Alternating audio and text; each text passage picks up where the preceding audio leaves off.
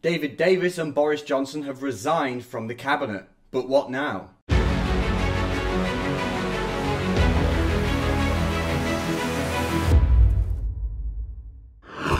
David Davis and Boris Johnson have just resigned from the cabinet, and I tell you, this is one of the most frantic videos I've ever done. It's been absolute chaos today.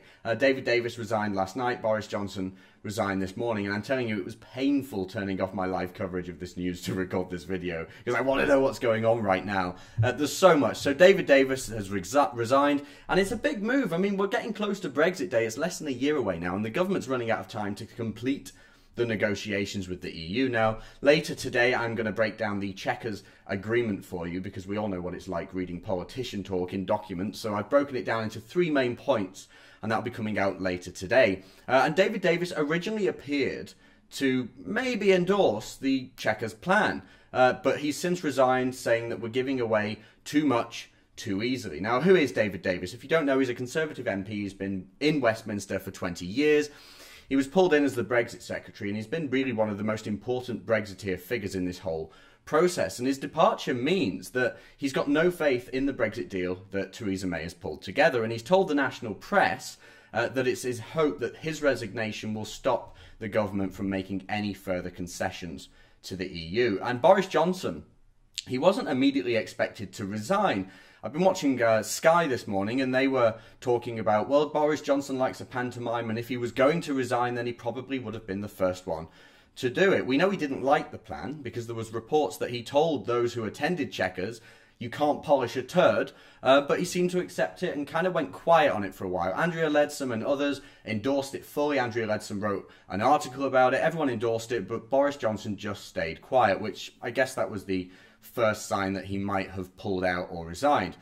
Pundits and MPs on Sky News were talking this morning about the shock. They thought he would have done it first, but, well, it's happened now. So the question now is, what happens to Theresa May? What happens to this government? I've just been watching them live in the Commons, and the MPs have been laughing hysterically at Theresa May. I've always said I don't envy her job here, but, geez, I mean, this is tough.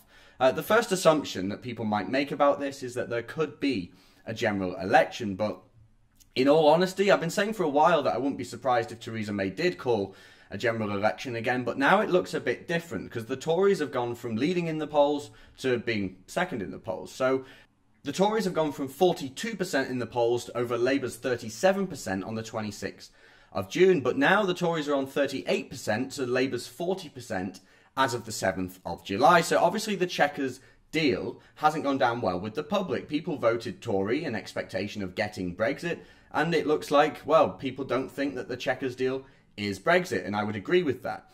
So this is completely disastrous. And another election right now, the Tories would surely not do well. The people feel betrayed by them. So what about a leadership election? Well, maybe. In fact, I'd say probably. Boris has long had leadership aspirations of the Tories, and I'm sure he'd like to become Prime Minister. And there's been talks as well that Jacob Rees-Mogg might be in the game for it. He's been ramping up his social media following recently. In fact, he now has a Snapchat. Jacob Rees-Mogg, the MP for the 18th century, or the 19th century as they call him, he's ramping up his social media presence and potentially in a bid for Tory leadership. But would the Parliamentary Conservative Party even support them? Because remember, the Parliamentary Conservative Party, I mean, its majority remain, let's face it. Some of them say, oh, we'll respect the results of the referendum, but they're Remainers at the end of the day. So I think it's going to be difficult for the Tories to replace Theresa May with a Brexiteer. And I noticed earlier, Faisal Islam was on Sky News, and he mentioned that the Cabinet Minister,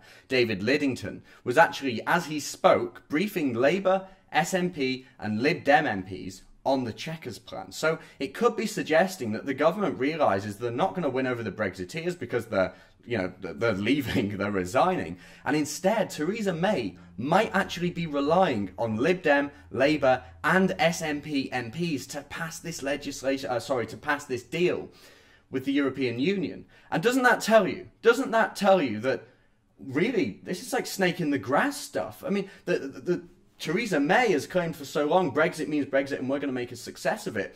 And the minute the Brexiteers say, no, this isn't Brexit, she's off to the other side, begging for their votes. There could be a leadership election, but it looks to me like Theresa May is just planning on bypassing the Brexiteers in the Tory party and going for the votes of the other parties. I must add, at the time of filming, there's rumours that Liam Fox might also be resigning, but we'll have to see. By the time this goes out, more resignations could have happened, and it doesn't look good for Theresa May. The only way she could potentially save this is getting the support of the other parties, and that just shows that she was never committed to Brexit in the first place. If you like that and want to see more, remember to like and subscribe and download the new Rebel app from the Apple App Store and the Google Play Store.